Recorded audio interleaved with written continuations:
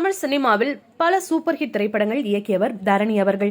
இவர் இயக்கிய எதிரும் புதிரும், தில், தூள், கில்லி, குருவி, ஒஸ்தி போன்ற திரைப்படங்கள் அனைத்தும் சூப்பர் டூப்பர் ஹிட் கொடுத்துள்ளது.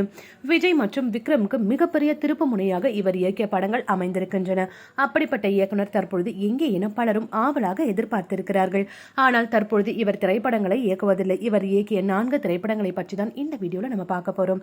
முதலாவது கில்லி நடிகர் விஜய்க்கு மிகப்பெரிய திருப்பு முனையாக அமைந்த திரைப்படம்.